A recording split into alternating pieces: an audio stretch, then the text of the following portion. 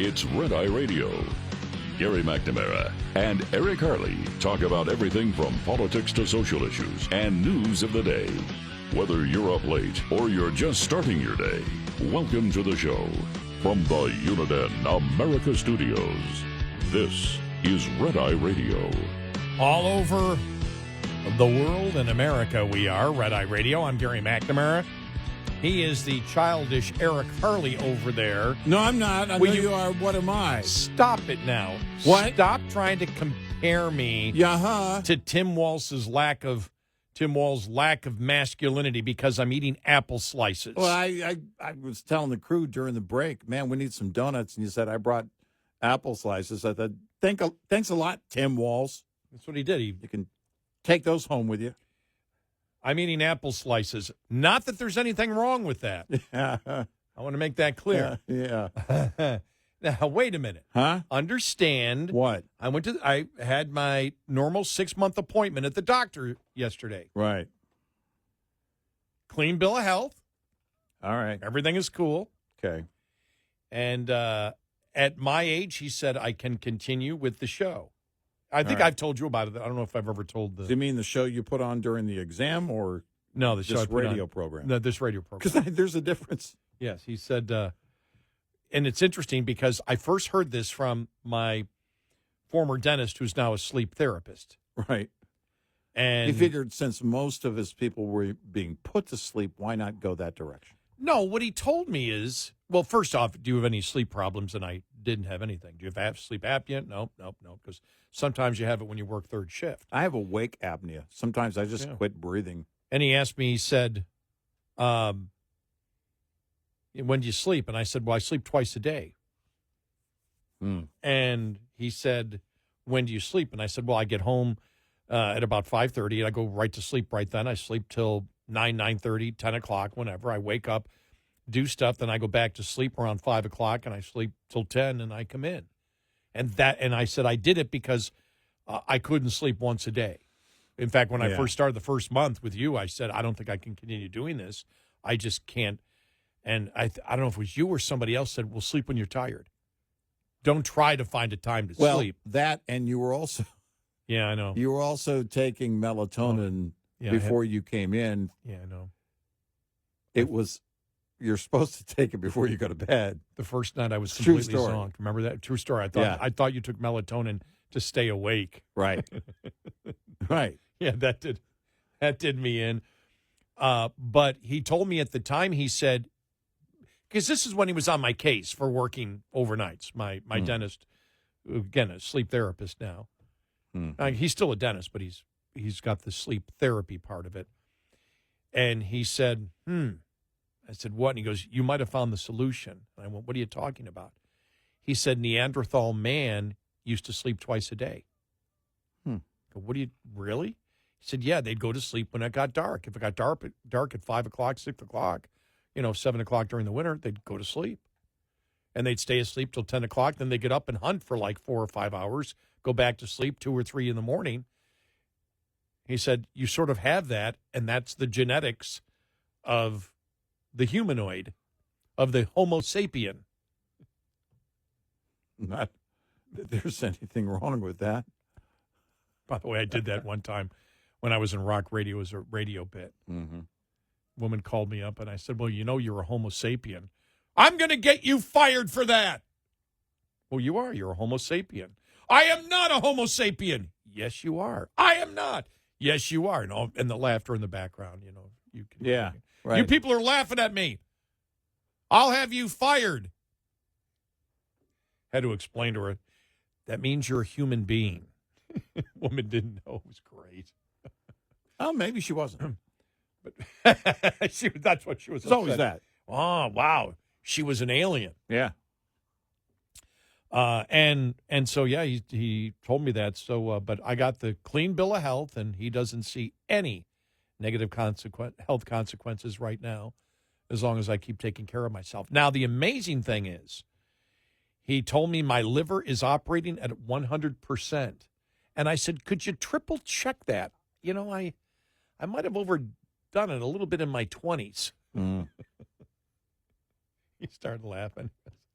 I've heard the liver is resilient. So I said, it must have rebuilt itself. No, I think it's one of your organs that can. Yeah. So I'm good for another 6 months. And Good. I have to go twice a year because I'm a type 2 diabetic, so people know that. Yeah, I go every 3 to 4 months. I went in January. I go, in fact, Because you're old. no, because I like sitting in the doctor's waiting room. Well, I like being on time and then having my appointment start 25 minutes late. you know what my problem is? But I'm not complaining. I love going to see my doctor. I love going to the dentist. Mm-hmm. But I have white coat syndrome. Yeah. My blood pressure and my blood sugar skyrocket when I have to go get, my labs and Right. get my blood work last week. Mm-hmm. Just so you know, my I don't care. Isn't that personal? Yeah, I'm telling you, my blood sugar level. Who the hell cares? Or my blood pressure. That's too much information. Mm-hmm.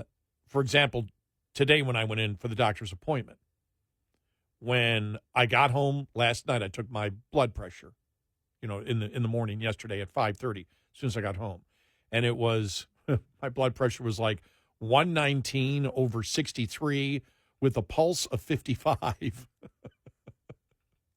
Yeah. All right. Yeah. So that's when I got home. Right. When I woke up and I was leaving in 15 minutes to go to the doctor's office, I took my blood pressure. 147/83. Yeah. It's starting. I mean, that's the white coat syndrome starting. Mm-hmm.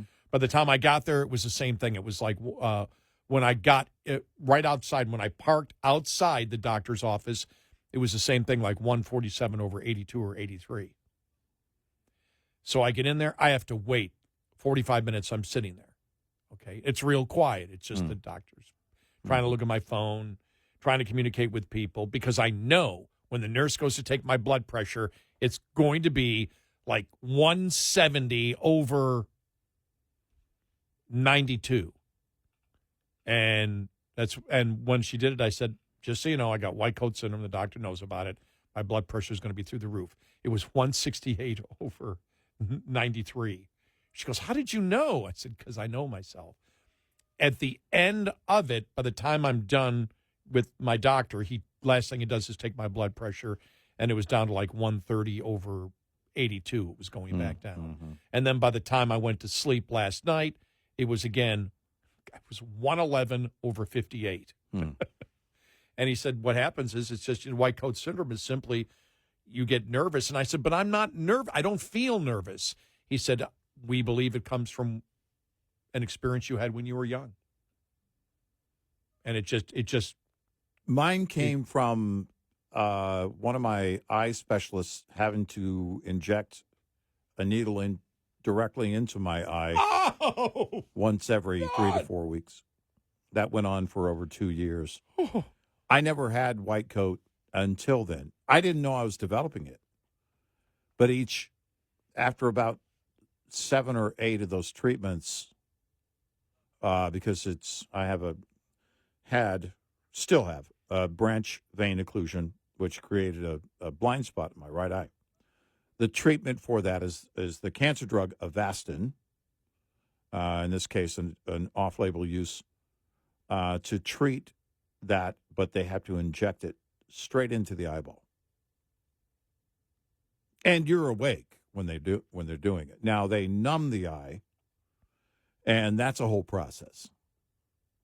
And then they have to dilate the pupil, all of it. I mean, they have to, So about 6 or 7 treatments and somewhere around there, I started developing that white coat. And it's kind of leveled out. I haven't had the treatments in years. We stopped because we weren't making progress. But he said all it is your body is on the defensive, and a couple of drops of adrenaline go into your blood system, and it just skyrockets everything. And it's like when I went in for my blood work, my blood sugar, I went 6 months. I didn't have one blood sugar out of normal range, where it doesn't show. You couldn't tell that I have type 2 diabetes when you take my blood sugar. But I go in there for the lab work, and it just skyrockets right up through the roof. Yeah. And what I have to do is I have to show my doctor, okay, here it is. And I show him my blood pressure. Here it was at home. Here it is when I come in. So he knows the pattern of it. And same with my blood sugar. Yeah. Do the same thing. Here's where it is and everything else, and everything's fine.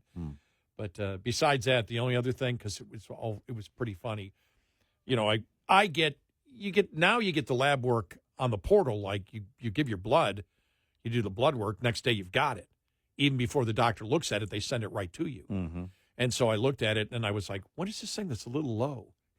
And it was the white cell count. And I'm like, oh no, leukemia. I mean, it's the first time I'm like George Costanza. Lupus? Is it lupus? Remember that one? Yeah. And so I see his comments the day before I go in. You can go to the portal and I see his comments, and there was nothing on that. And so I go in, the first thing, he asked about my blood sugar. I said, forget about the blood sugar. What about my white blood count? And he sits there and he goes, when was the last time you were sick? I said, the last time I had the bad flu or anything? I said, I don't know, 3 years ago. He goes, you're not sick. You don't have any viruses or infections. That's all that shows. You're fine. And then he explained, because this part of all the other different tests they take, because this is fine, this is fine, this is fine, this is fine. Right. That shows that you're just not. He goes, you have had no viruses. You haven't been sick in a while. I went, oh, okay. Yeah.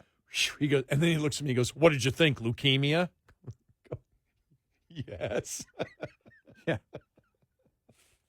I already made plans, Doc. It's like, I said no, but I did. I said I didn't think specifically leukemia, but because I did see it said if you exercise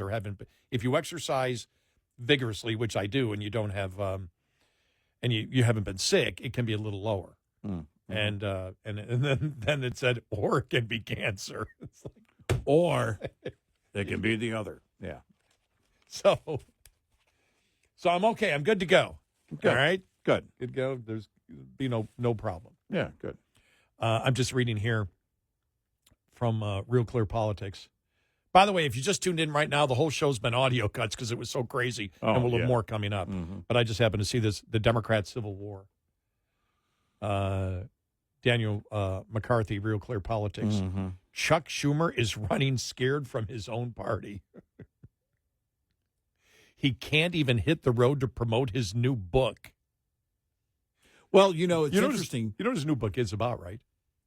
No. Anti-Semitism in America, a warning. Wow. I know. He's calling out his own party? I know. It's like, whoa. Okay. But he can't even hit the road to promote his new book for fear of protest or violence. This is what we say. You cannot. This is over. Again, when you said it the other day, this isn't about abortion. It's about a continuing resolution. That funded Biden's priorities. Right. But it's, again, you can't do anything if you agree with Trump and the GOP. Yeah. There is nothing. It doesn't matter what it is. You voted with them. But, this is the mark. And I think the GOP knows it. You've got reconciliation. And that's all you got. You shouldn't expect anything. I don't even know where Fetterman goes on a couple of these things. Look, he's not in the position of being the Senate Minority Leader. But certainly the political pressure is on. The mob is coming after you. So I didn't really expect there to be, a way to get to 60 anyway. But on the spending bill, on the continuing resolution, you're talking about shutting down the government. Well, the left is, the right had finally gelled. There was some infighting in the House. Then they got it together. They finally gelled. They were going to put this right there and let the left own it all day. Eventually, Democrats in the Senate enough of them would have to come around. And it doesn't matter. It doesn't matter that it's a continuing resolution. You voted along with Trump and the GOP. And here's the thing. And it's not on, Doge cuts. It's not on something significant. It's not.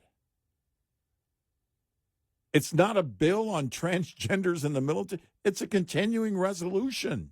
The GOP really doesn't get a win out of it, yet you still gave them a win. Then when he said, this is how clueless they are, when he was on The View, because we played the audio earlier, when he said, I'm looking forward and I hope the Republicans are willing to work with me. They don't want to hear that. No. Democrats don't want to hear, no. Oh, we're looking for compromises where we can move things together with the Republicans, which means you need Trump's approval. Right. You can't do that. You can't agree with Trump on anything. That's turned off. He is boxed in. There's nowhere for him to go. Yeah. You're already a traitor. Yep. You're saying we want to work with Republicans.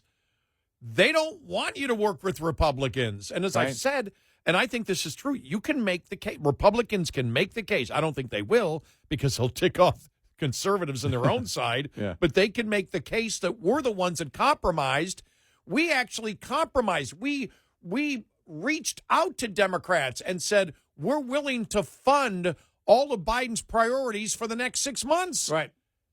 So come along with us. And you said, no, we're trying to come to the middle, and you're not. Now, the reason they can't say that is because you've got a bunch of conservatives, even conservatives that voted for this continuing resolution, that are like, we need to start cutting. You can't be promoting that we're cutting trillions of dollars and we're saving this. And you're not actually doing it in spending bills. Right. 866-90 Red Eye. This morning's USDA Farm Report is brought to you by Howes Products. Tested, trusted, guaranteed since 1920. This past weekend's active weather across several parts of the country appears to be just the start. According to USDA meteorologist Brad Rippey. Fairly active storm track continues as we see a number of Pacific storms working their way eastward across the country. Storm number 1 has already provided plenty of early week rain and snow in a stretch from central California to the northern Rockies and Intermountain West. That system, just like last week, will reach the central Great Plains. That should happen late Tuesday into early Wednesday. This storm is not quite as intense as the previous system. Still, though, we expect many of the same impacts, just not to the scale that we saw last week and over the weekend. With windy conditions, and in areas from Nebraska to the upper Great Lakes, snow. We could see 40 to 60 plus mile per hour winds across some of these areas that had the wind last week. So we're looking at more blowing dust and the risk of wildfires just about every day for the remainder of the week. I'm Rod Bain reporting for the U.S. Department of Agriculture in Washington, D.C. This report brought to you by Cenex Fuels and Lubes. Coming up, more with Gary McNamara and Eric Harley. It's Red Eye Radio.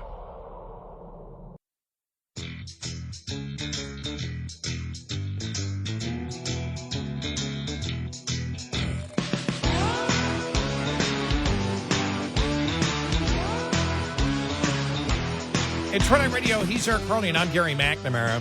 And then the other thing is, what really ticked off Democrats, just infuriated them, was when Trump came out and said Chuck Schumer did the right thing. We're so glad that Chuck Schumer was aboard in order to pass his continuing resolution. So even if the Democrats want to do something that benefits them and the Republicans come up with legislation that they both agree on, and Trump says, okay, I'm going to sign it, all he's got to do is be signing that bill and saying, we want to thank Chuck Schumer and all the Democrats who came aboard to help promote what we believe and help move the MAGA movement forward. And it doesn't matter. They could give them $1 trillion in cash and they'd still be furious. Oh, yeah.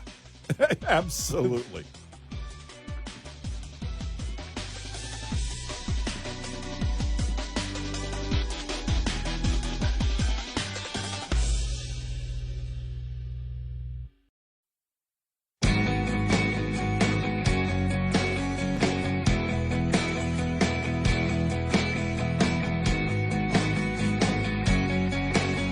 You're listening to Red Eye Radio from the Uniden America Studios.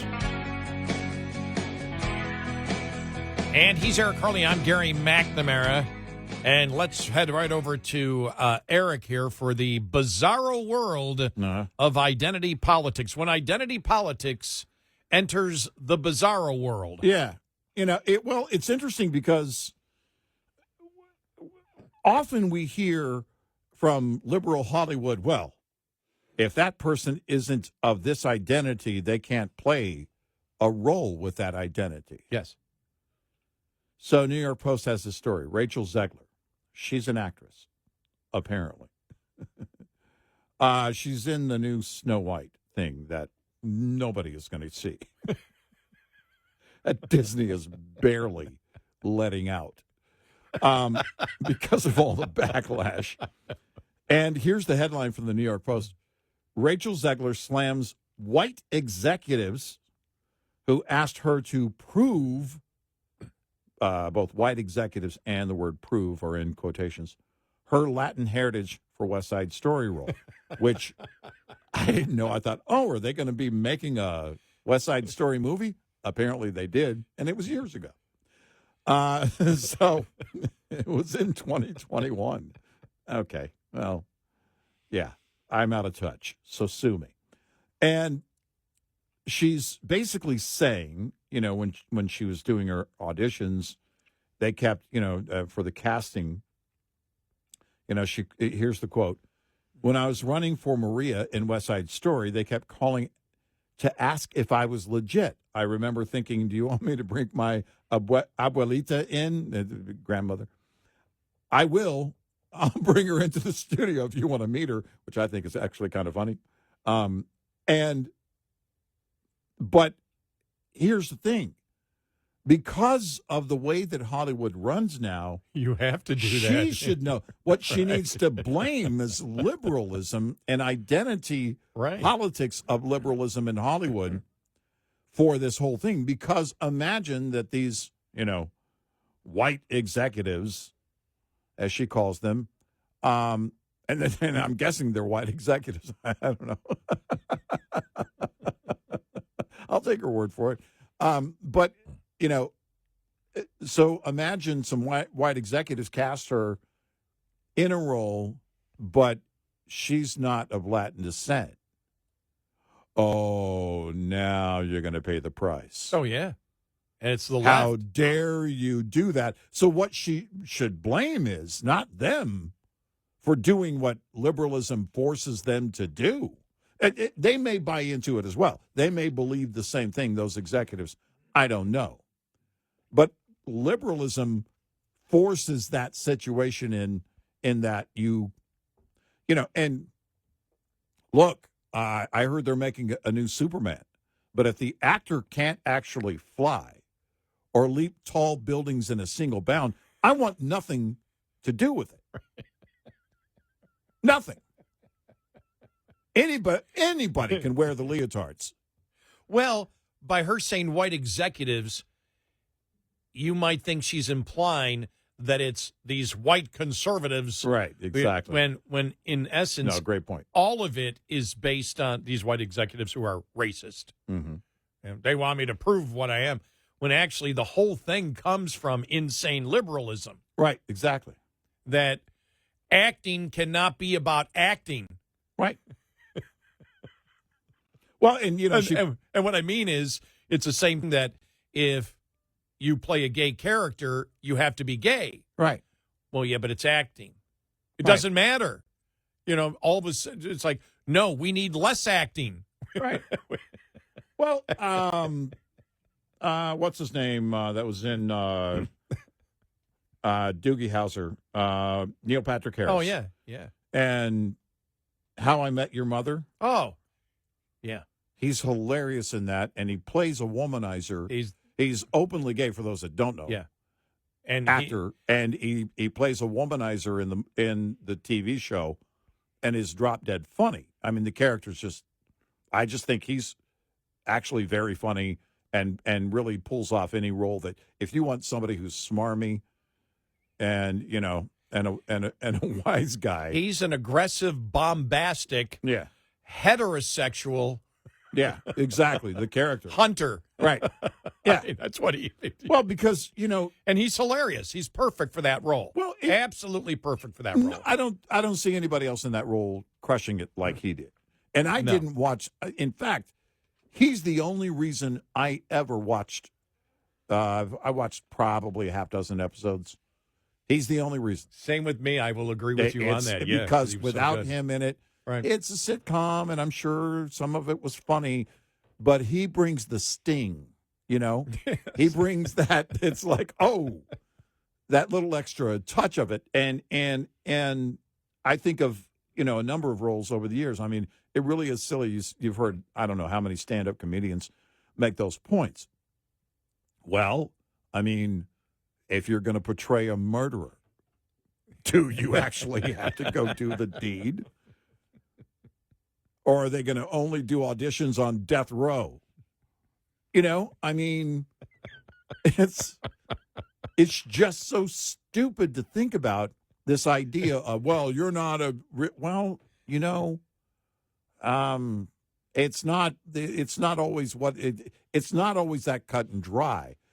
But at the end of it, it's acting, is it not? Yes.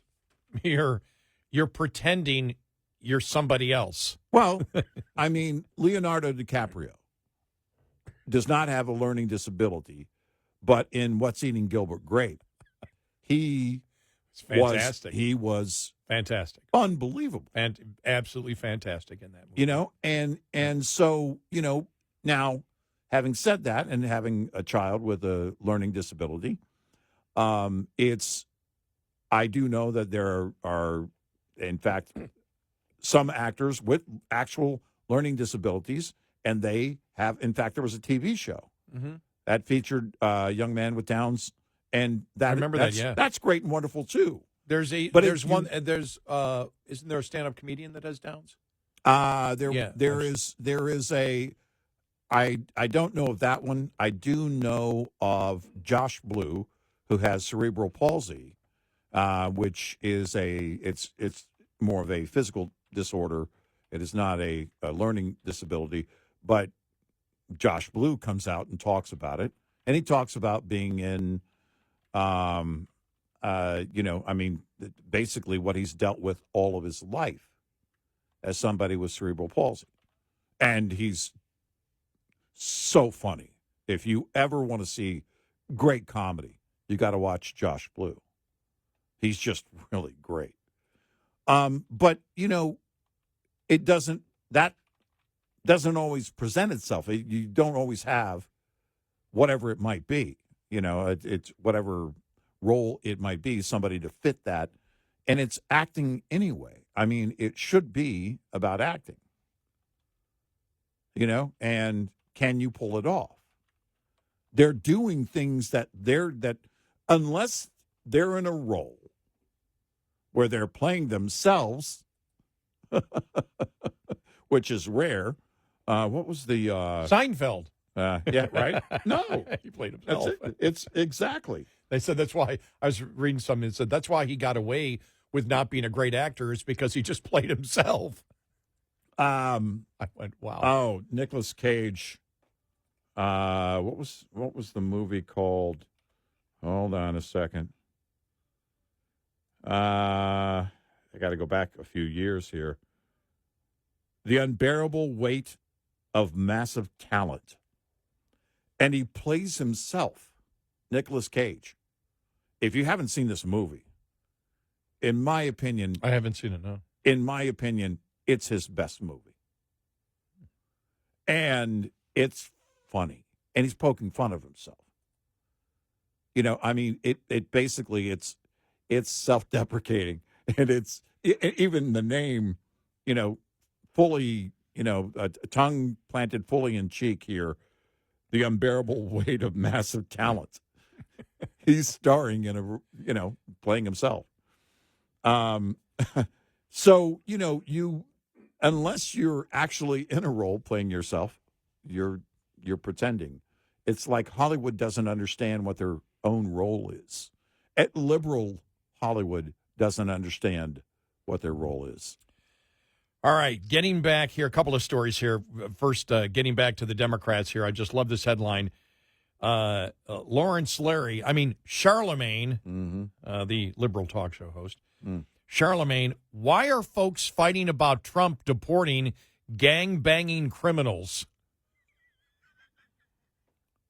Charlemagne openly wondered. Well, of course, openly, he's not in a closet. He's a talk show host. I mean, openly, of course he did. Charlemagne openly wondered why some Democrats have been actively fighting Trump over the deportation of criminals and gang members. Speaking on his radio show about the Trump administration's recent deportation of 250 gang members here in the United States illegally, he wondered why this story generates any backlash at all. Yeah. I want to know more when it comes to the deportations, because deporting illegal immigrants who have committed crimes, I understand that. So why are folks fighting about gang members being sent away? He said, like there are probably some other deportation cases, I'm sure, that they could be fighting about, like folks who have been in the country a long time and have committed no crimes. Those are the folks they should be fighting for. Why are they raising hell about a gang being deported?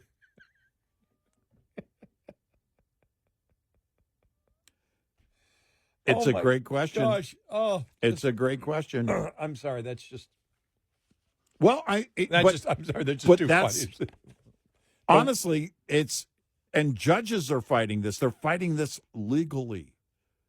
They're going out of their way to defend ruthless gang members on something they really don't have any authority over. A district judge doesn't. Exactly. Sorry, not because what they're trying to do is stop policy.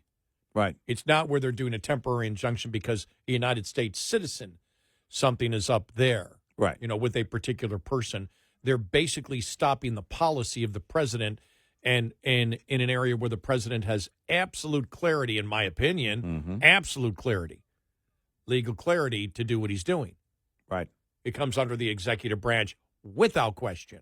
And so to see that, you just sit and you shake your head and you just say, why? This is interesting, but it makes total sense. Data compiled by the Crime Prevention Research Center, that's John Lott Jr.'s organization, shows that armed civilians stop more mass shootings than police do. Now, I would figure by the odds that would be true. I'm not shocked by that. Why? Because there's fewer police that are armed than there are civilians out there who would be near. If a crime was being committed, it's more likely there would be an armed civilian there than there would be a police officer. Right. American Thinker pointed to the data last week, the conservative magazine, noting that not only do concealed carriers stop more mass shootings than police do, but that concealed carriers do so with fewer mistakes. Not only do permit holders succeed in stopping active shooters at a higher rate, but law enforcement officers face significantly greater risks when intervening. Our research found police were nearly 6 times more likely to be killed and 17% more likely to be wounded than armed civilians. Lott explained from 2014 to 2023, the researchers found that armed civilians stopped 180 of the 515 active shooting cases. Of the attacks in places where people were allowed to carry, we found that permit holders stopped 158 of 307 instances. In all of those instances, an innocent bystander was shot only one time. I would say probably because you're noticed in a uniform and you've announced yourself coming up in a police vehicle. Most likely you look at the things that would probably, be there. And if there's a bunch of civilians, you don't know which one has a gun. You know the cops have a gun. Right. Yeah. Yep. Yeah, it's interesting, though. And maybe some of the real bad mass shooting cases at that point, it's only the police that can come in after a while and stop those, too. 866-90 Red Eye. We'll be right back with more Red Eye Radio with Eric Harley and Gary McNamara.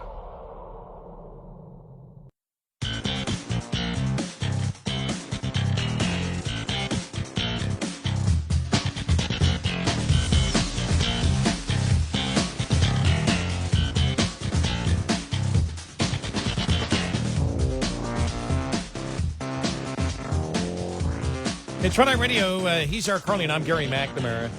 You know what really amazed me, though, is really the lack of response from any Democrats or the former Biden administration officials on the return of the astronauts. Yeah. Because they asked, the head of NASA, how did you deal with the last administration? They said, well, I wasn't involved in any conversations with the previous administration. And it was clear we had a request from the current administration to go get him.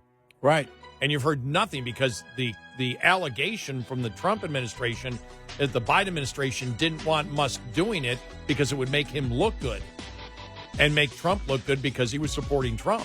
I've heard nobody try and counter that. I know. It's just amazing.